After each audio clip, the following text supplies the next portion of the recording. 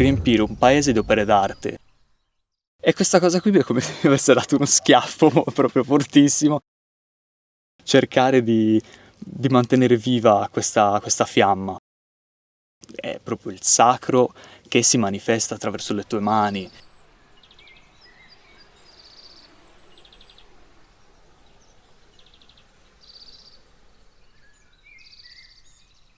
Iscrivetevi al canale, condividete e mettete un like. Io andai via di qui non per andare a studiare in realtà, andai all'estero, a Edimburgo in Scozia, per fare un'esperienza diversa, per lavorare. Lavoravo in una cucina, quindi non facevo niente di tutto ciò, ma disegnavo. Quando ero lì mi resi conto che guadagnavo un po' di soldi, ero giovane, non avevo un pochino di soldi, però non mi bastava metterli da parte, che ne so, per l'affitto. Presi la decisione istintiva, quasi mi iscrissi a un corso di pittura in una scuola privata, ma di una settimana, così, in una scuola lì a Edimburgo.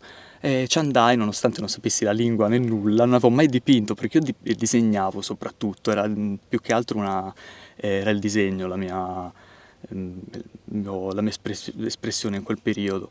E andai in questa scuola, feci una mostra con persone più grandi di me e mi colpì molto il fatto che un signore che incontrai mi disse che ero bravo, mi disse guarda secondo me te sei molto bravo, nonostante fossi inesperto, e mi disse guarda io ho sempre avuto il sogno di fare l'artista come te, però ho lavorato per tutta la vita in un ufficio e ora che sono vecchio mi trovo a fare questa scuola qui.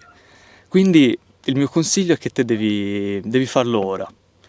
E questa cosa qui mi è come se mi avesse dato uno schiaffo proprio fortissimo. Dissi no, allora, qui guadagno un po' di soldi, sto bene, però devo mettermi un pochino in gioco e quindi decisi di tornare qui in Italia, perché lì era un po' complicato fare l'università lì, poi era più semplice anche con la lingua. Quindi tornai qui e decisi di fare l'esame di ammissione per l'accademia, perché io non avendo fatto l'artistico dovevo fare l'esame. E quindi tornai per un po', quasi un anno qui, mi allenai tantissimo, disegnai e fu lì che proprio presi la decisione consapevole, diciamo, di intraprendere gli studi. Grazie a questo signore qui in questa scuola che mi disse guarda, te lo devi fare ora perché sennò poi passi tutta la tua vita in ufficio. Eh, insomma, e niente, poi feci l'esame d'ammissione e anche lì grazie al fato fui preso, perché in realtà io feci l'esame per pittura e portando dei disegni e quindi la professoressa che c'era in commissione, una delle professoresse era una grafica e mi disse ma te dovresti entrare in grafica, non dovresti entrare in pittura. Però io lì proprio preso da qualcosa che mi guidava le dissi no guardi io voglio fare pittura perché voglio proprio usare il colore, voglio approfondire questo aspetto qui e sono sicuro che sarà una cosa che mi aiuterà nella vita. E quindi anche il professore di pittura disse va bene, le faremo sapere, poi alla fine la sera stessa mi dissero che mi avevano preso. Quindi fu un po'... E che hai sentito quando ti hanno preso? È un mix di emozioni perché ero molto contento, sì, però anche molto spaventato perché appunto intraprendevo dal nulla qualcosa di enorme. Cioè, in pratica io ho iniziato la pittura vera e propria quando sono entrato lì dentro e c'erano dei professori che comunque erano dei pittori, quindi era, cioè, ero un po' spaventato, diciamo. Però ho sempre fatto quello che sentivo e che volevo, non mi sono mai, diciamo, troppo conformato. Inizialmente avevo la voglia di emergere, come forse tutte le persone adolescenti, quelli che vogliono farsi sentire, vogliono far vedere quello che fanno. E quindi puntavo molto sul fatto anche che gli altri dovessero apprezzare quello che facevo, che fosse visto, che pensavo e anche di guadagnare con quello che facevo, che era una cosa che comunque tutti ti dicevano che dovevi fare, perché in realtà è così che funziona. Però in realtà con l'andare del tempo, soprattutto negli ultimi anni, ho capito che io lo facevo soprattutto per un'esigenza mia, personale, proprio di conoscere me stesso e di esprimere me stesso, di capire me e capire la natura, capire il mondo attraverso quello che facevo. E quindi ha perso sempre di più in me la potenza, questa pressione, diciamo, che c'è di dover fare, quasi produrre, come se fosse quasi una catena di montaggio, che te devi fare perché deve essere visto, deve piacere, deve essere esposto. Io non ho mai fatto delle poche mostre con l'Accademia, ma collettive, in cui ho portato sempre dei quadri che piacevano, mi piacevano, quindi non sono nemmeno stato costretto. Ehm, E quindi poi ho capito col tempo che non mi importava nemmeno di avere un guadagno da quello che facevo a livello artistico. Almeno non direttamente dalla vendita del quadro o dal rapporto con magari un gallerista o così, fare delle mostre.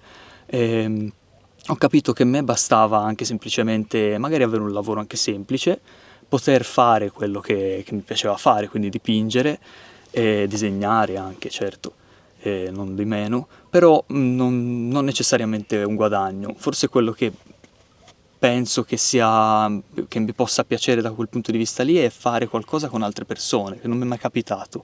Poter fare, che ne so, come dicevo da piccolo, mi colpì quella rassegna con tanti artisti che sicuramente avranno guadagnato qualcosina, ma non era quello il fine era riempire un paese di opere d'arte e ispirare le persone come me, ad esempio, che ero piccolo, a, a fare quel percorso lì, a approfondire quel percorso lì.